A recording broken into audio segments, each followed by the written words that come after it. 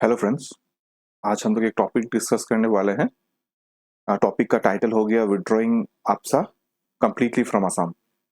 Recently Assam के chief minister Shri Himanta Biswa Sarma ने ये अनाउंस किया था कि by the end of 2023 Assam से आपसा कंप्लीटली विड्रॉ कर दिया जाएगा। इसको ब्रीफली थोड़ा एनालिसिस करते हैं पॉइंट वाइज में। फर्स्ट, आपसा का मतलब क्या है और एस्टैब्लिशमेंट वो कब हुआ था? तो आपसा का फुल मीनिंग है ये arm forces special power act 1958 को ये पीछे लगाया जाता है। ये total arm force special power act के पीछे में, क्योंकि 1958 को ये पार्लियामेंट में ये एक्ट हुआ था, ये एक्ट बना था एक्चुअली। अब ये AFSPA arm forces special power act मतलब होता क्या है, किसी स्टेट पे लगता कैसे है? तो आपसा कोई एरिया पे तब लगेगा जब वो डिस्टर्ब एरिया बोला जाएगा। जब वो एरिया को डिस्टर्ब एरिया का कैटेगरी में डाला जाता है, तो सेंटर क्या करता है, ये एक्ट को लागू किया जाता है उस पर्टिकुलर एरिया पे। अब ये आपसा इतना इतना कंट्रोवर्सी में क्यों होता है ये आपसा? तो आफ्सा को कंट्रोवर्सी में होने के लिए उसका एक ही फंडामेंटल है जो सब लोग यूज करते हैं, कि जो अथॉरिटीज होते हैं, जो आर्म फोर्स के अथॉरिटीज होते हैं, उनको फुल छूट दिया जाता है कि आप कुछ भी कर सकते हो, इवन ओपन फायर कर सकते हो आफ्टर वार्निंग ए पर्सन। मतलब वो पर्सन को कोई ट्रायल नहीं होता है, कुछ भी नहीं होता है, आप बस उसको ओपन फायर कर सकते हो, वार्निंग को वो पर्सन को वार्निंग देके, जस्ट उस बुनियाद पे कि वो बंदा अनलॉफुल कुछ कर रहा है इन एनी केस। तो आपसा इस हिसाब से एक किसी को क्या बोलते हैं उसको, humanity rights, right to humanity, human rights के लिए थोड़ा सा ये कंट्रोवर्सी में आता है। सेकंड, ये आपसा को डिस्टर्ब एरिया में दिया क्यों जाता है, वो कब आता है, डिस्टर्ब एरिया कब डिक्लेयर होता है, और आपसा उसमें कब एस्टैब्लिशमेंट होता है। एस्टैब्लिशमेंट में नहीं बोलूंगा, वो परफेक्ट वर्ड नहीं होगा। कब उसको वो पर्टिकुलर डिस्टर्ब एरिया में अलॉट किया जाता है, पर्टिकुलर देखिए, चीज क्या होता है, कोई पर्टिकुलर एरिया पे आर्म फोर्स रहेंगे, लेकिन वो आर्म फोर्स उसमें आपसा कैटेगरी में नहीं आते, जैसे कि arm force special power act में नहीं आते, वो वहां पे हैं। लेकिन आप आर्म फोर्स को कभी कभार उस डिस्टर्ब एरिया को ठीक करने के लिए और उसको प्रिवेंट करने के लिए ये आपसा एक्ट उस पर्टिकुलर डिस्टर्ब एरिया पे लगाया जाता है। That is the fundamental of arm forces special power act.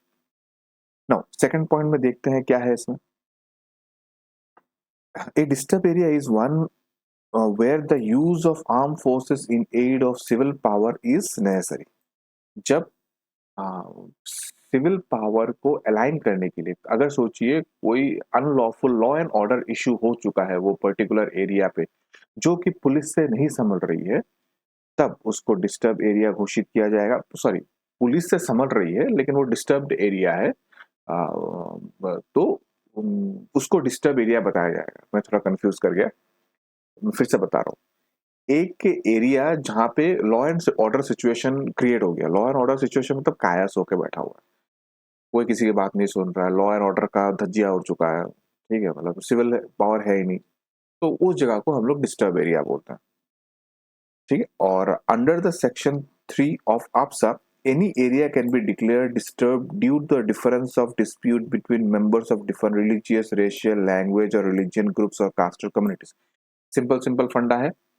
अगर सोचिए दंगे हो रहे हैं, ज्यादा दंगे हो रहे हैं, और तो रिलीजियसली दंगे हो रहे हैं, रेशियल कैटेगरी में दंगे हो रहे हैं, लैंग्वेज के लिए दंगे हो रहे हैं, इन एनी केस कोई भी एक अनस्टेबल सिचुएशन है एक एरिया में, जो कि एक हद से ज्यादा अनस्टेबल हो जा रहा है, तो उसको हम लोग डिस्टर्ब एरिया के कैटेगरी में डालेंगे।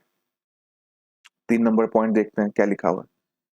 The power to declare any territory disturbed initially lay with the states but passes to the center in 1972। Okay, पहले वो states के पास था, लेकिन by 1972 वो सेंटर के पास चला गया। सेंटर ही अभी डिक्लेयर कर सकती है कि कौन सा टेरिटरी डिस्टर्ब्ड है या नहीं।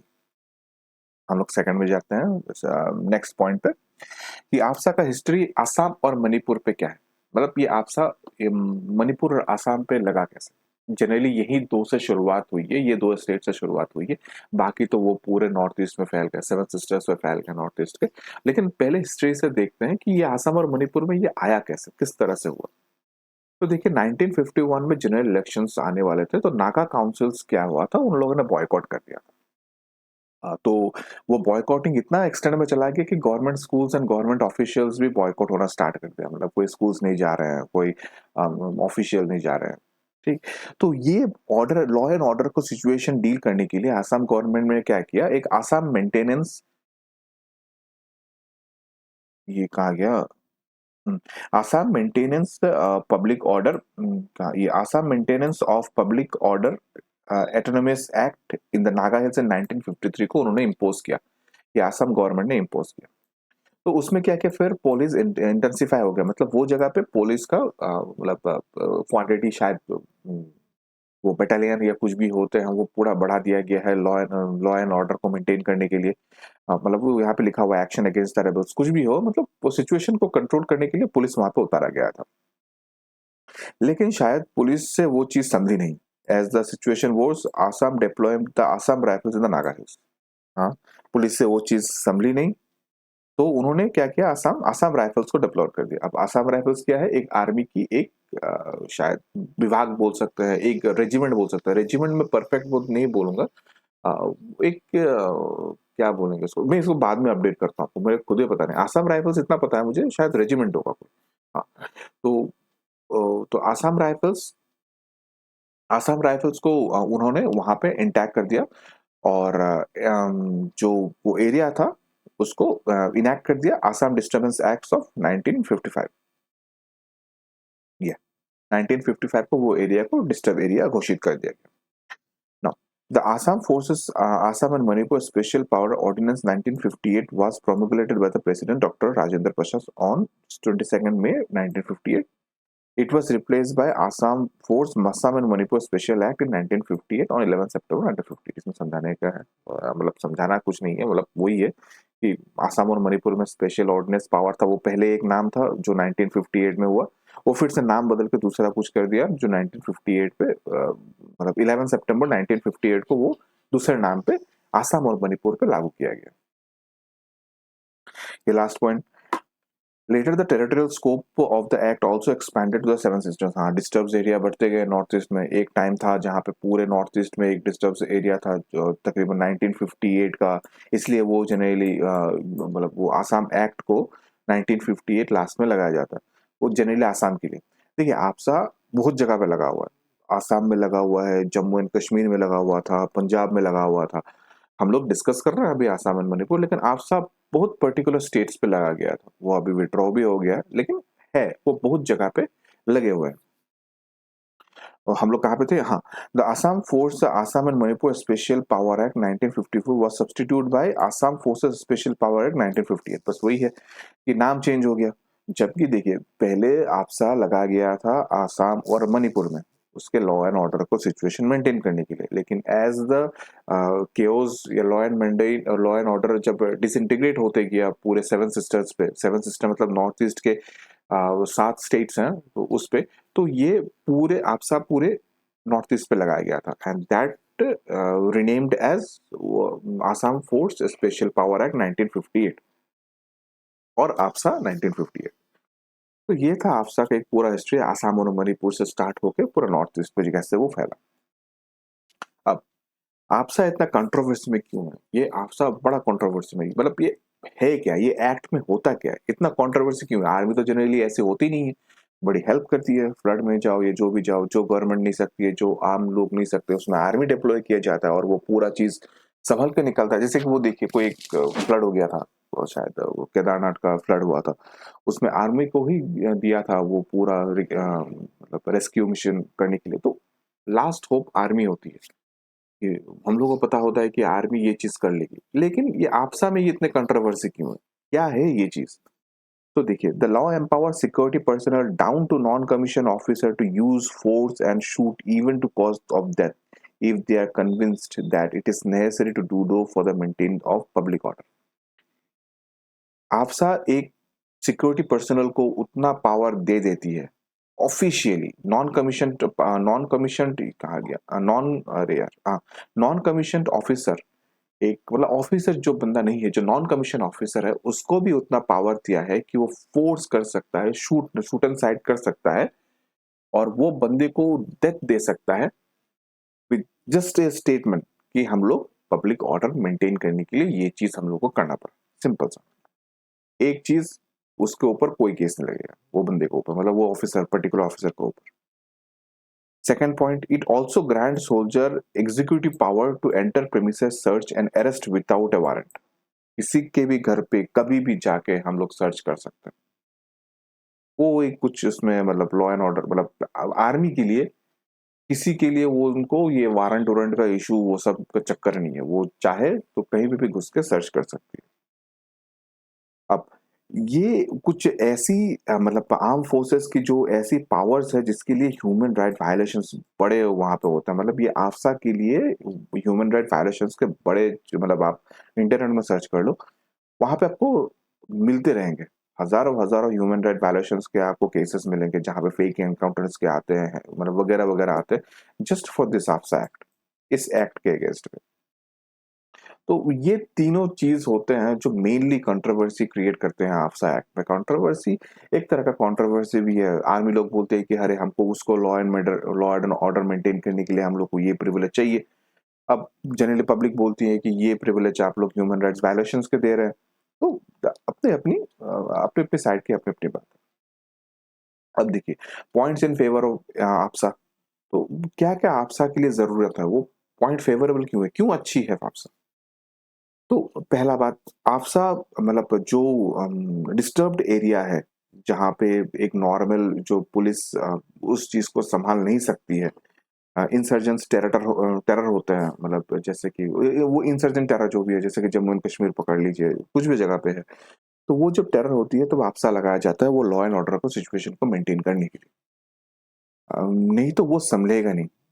मतलब आप सोचिए, फर्ज कीजिए कोई एक आतंकवादी है, वो किसी घर के अंदर पे घुसे हुए, आर्मी आएगी, पहले वारंट निकालेगी, फिर ऑर्डर लेगी, फिर उसके पास आएगी, वो तब तक तो आतंकवादी गया, वो गया वहां से। तो कुछ कुछ जगह पे ये चीज बड़ा जरूरत होता है आर्मी के मतलब व्यू ऑफ पॉइंट से। Second point, insurgent movements in India have more और less been proxy wars being waged against India by external actors. देखिए ये एक बड़ा मतलब फंडामेंटल पॉइंट्स है, और इसको आप मतलब जम्मू एंड कश्मीर से रिलेट कर सकते हैं कि देखिए जम्मू एंड कश्मीर में क्या होता है, वो बंदे लोकल होते हैं, लेकिन उसके जो चलाने वाले जो मतलब आका होते हैं वो बाहर से आते हैं, एक्सटर्नल फैक्टर्स होते हैं वो।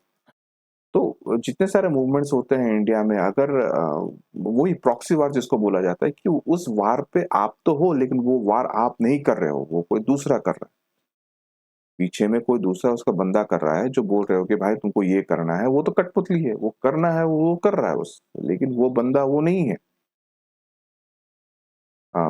इसको मैं और किस तरह से बेटर में समझाऊं प्रॉक्सी वार को, कि एक आका है, उसका चेला है, आका चेला को बोल रहा है कि भाई तुमको वहां बम फोड़ना है, वो चेला गया, बम फोड़ा, और काम खत्म। उसको पता ही नहीं है वो बम क्यों फोड़ा, किसके लिए फोड़ा, जरूरत था या नहीं था, वहां पे कितने लोग मरेंगे, उसके ऊपर क्या इफेक्ट होगा, कुछ नहीं, ऊपर वाला बोला, नीचे वाला किया। ये होता है प्रॉक्सी वार्स। ठीक है, और मुझे आका का बोल रहा हूँ, वो दूसरे कंट्री के भी हो सकते हैं। तो ये कुछ कुछ चीजें हैं जिसको मतलब काउंटर करने के लिए ये आफ्सा होना बड़ा जरूरी है। सेकंड थिंग, जो आफ्सा क्या होता है, आर्मी प्रोफेशनल को एक लीगली प्रोटेक्शन दे देता है कि आप मतलब कोई भी आर्मी का बंदा को वो जब आफ्सा लगेगा, अगर वो किसी को मारता भी है, there will be no action against him, क्योंकि आफ्सा लगा हुआ है उसमें। तो ये चीज को थोड़ा फेवर भी करती है, लेकिन इसमें कुछ मतलब नेगेटिव पॉइंट्स भी हैं, मतलब बातें बोलने को तो बहुत कुछ होती है, नेगेटिव भी है, उसके प्रॉन्स भी है, उसके क्रॉन्स भी है। थर्ड पॉइंट हो गया, ये आर्मी के पॉइंट में से मतलब आर्मी ने बोला गया है कि आपसा एक स्पेशल पावर आर्मी को चाहिए होगा to tackle with home grown मतलब टेरर या इंसर्जेंसी, जो भी है। तो मतलब जो भी मतलब टेररिस्ट आते हैं उसके लिए आफ्सा मतलब होना बहुत जरूरी है होम ग्रोन के लिए। मैं ये एग्जांपल लूंगा जम्मू एंड कश्मीर का। देखिए जम्मू एंड कश्मीर में टेरर अभी तो फिलहाल नहीं है, मैं पहले का बात कर रहा हूँ। तो उसमें क्या होता है ना, वो जगह पे टेररिस्ट बड़ा इजीली घूम सकते थे उनके, ठीक है। तो वो पावर को टैकल करने के लिए, home grown situation, law and order को सिचुएशन करने के लिए आफ्सा होना बड़ा जरूरी है। आर्मी को वो फुल अथॉरिटी चाहिए होगा कि वो कोई भी जगह पे जाके सर्च करे, उसको अपना ऑपरेशंस करे, जो भी है। तो ये चीज आर्मी का व्यू पॉइंट है। देखिए, कोई भी एक्ट अगर स्टार्ट होता है तो वो एक्ट के प्रॉन्स भी है, प्रॉन्स भी है। तो ये मतलब हर एक के इंडिविजुअल थॉट्स पे होता है कि वो उसको किस हिसाब से ले। हम लोग फिर नेक्स्ट पॉइंट में जाते हैं, प्रेजेंट स्टेटस ऑफ आफ्सा इन असम। तो आफ्सा अभी मतलब करेंटली असम में किस तरह से है, जब मैं वीडियो रिकॉर्ड कर रहा हूँ ये मई 2023 है।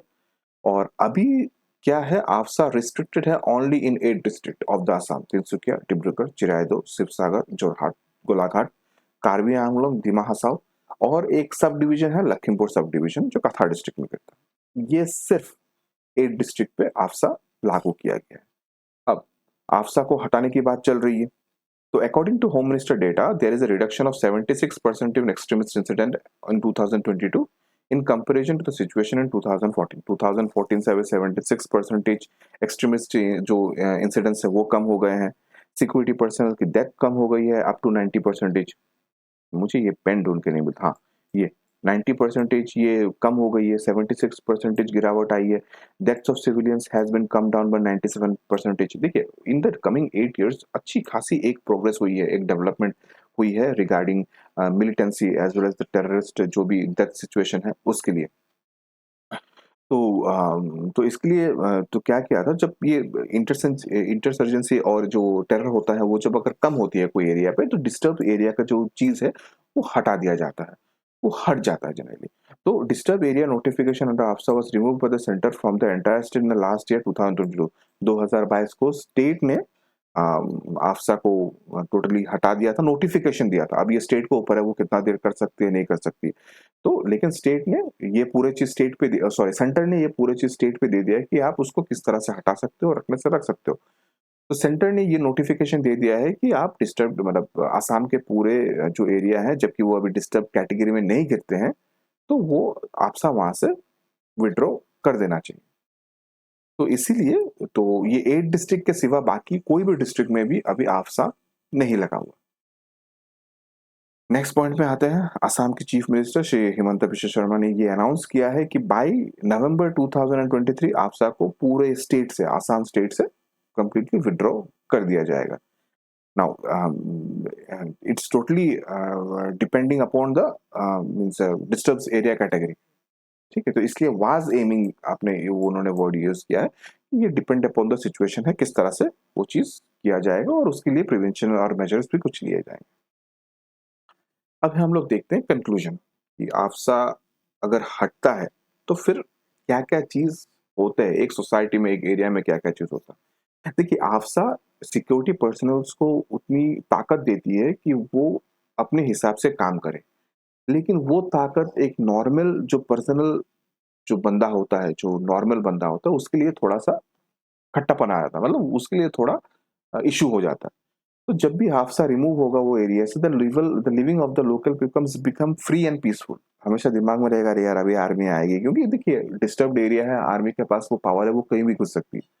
तो लोकल बंदे के पास एक टेंशन तो रहती है, फ्रीली नहीं कर सकता, चैन से नहीं सोच सकता। तो अगर हादसा हटता है तो वो फ्री एंड पीसफुल माइंड पे तो आ जाएगा, फर्स्ट थिंग। सेकेंडली, कि हादसा अगर हटता है तो ये क्लियर इंडिकेशन है कि वो डिस्टर्ब्ड एरिया नहीं है। पहले डिस्टर्ब्ड एरिया था तो अभी पीसफुल हो चुका है, ठीक है। ये क्लियर इंडिकेशन है। देखिए, डिस्टर्ब्ड एरिया और पीसफुल होना बड़ी बात है, एक स्टेट के लिए, एक एरिया के लिए बहुत बड़ी बात है। कैसे, आपको मैं थर्ड पॉइंट में ही समझाता हूँ। As the area achieve peaceful status, new investor will arrive in those areas. Investor, main चीज है इन्वेस्टर। एक एरिया को, एक डिस्ट्रिक्ट को, एक स्टेट को आगे बढ़ने के लिए इन्वेस्टर की बहुत जरूरी है। Investor in the sense investment आना जरूरी है, जॉब्स आना जरूरी है।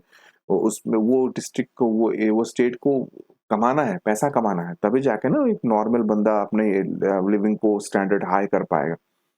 तो वो तो डिस्टर्ब एरिया में होगा नहीं। तो जो पीसफुल होगा, जो कोई स्टेट, अगर कोई एरिया पीसफुल होगा, तब उसमें इन्वेस्टर आएंगे, वहां पे जॉब क्रिएट होगा।